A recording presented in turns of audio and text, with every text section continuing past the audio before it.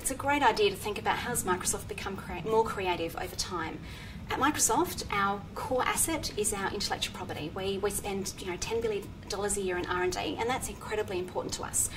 And maybe 10 years ago, there was really the thinking of, well, are we really getting the most out of people? We realised that actually ideas come from anywhere and they come from anyone. So how do you create an environment, a workspace, a culture that encourages people wherever they are to have input into that creative process? So one way we do that, and we're in the Adelaide office right now, so we have I guess a philosophy of our work environment called activity-based working. So no one gets their own desk or own office space. Instead what we get is we get an entire environment where I can work how I want, where I want, to make the impact that I need to make. And so as a very small element of that is if you have a look at our desk in our office, is we don't have any telephones on our desk, no actual handsets, because our phone is in our PC. It's a soft phone, I get a headset, it's diverted to my mobile. This means I can work from anywhere and I still won't miss calls from my colleagues or my customers or my partners. Now what does that really mean for that creative process? That means I'm given tools that I can access anywhere, anytime. If I've got an idea, we've got a mechanism to do that. We use one of our products called Yammer, where we engage in a conversation. And we're encouraged within Microsoft with this idea of working out loud.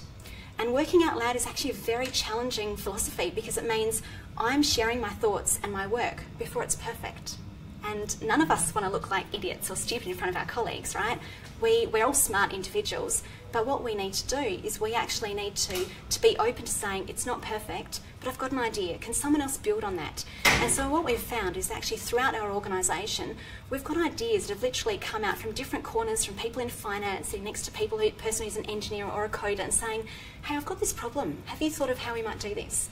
And a very practical way of, I guess, explaining how that's come to, to real tangible benefits for us is in our Seattle headquarters in Redmond, we actually have redeveloped our entire building infrastructure around smart buildings. So where people are saying, hey, I don't know if something's broken down, the air conditioning's not working, it's very basic plumbing stuff, but instead we've got systems now that actually will self-heal the building. So if someone's alerted at 2 in the morning, it self-heals and someone's notified the next day.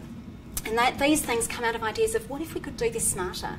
So a lot of it, that creativity, is the culture that we have. Everyone is empowered to do their best work wherever they need to do it. And we use that through our cloud services, Office 365 and our Azure platform. And that really has given us an incredible head start in saying, doesn't matter where your smart people are. In fact, our smart people could be anywhere, based in any city, but we can connect them to the people that they need to be connected with, and they can share and bring those ideas to life in a creative, open, and I guess nurturing way within the organisation.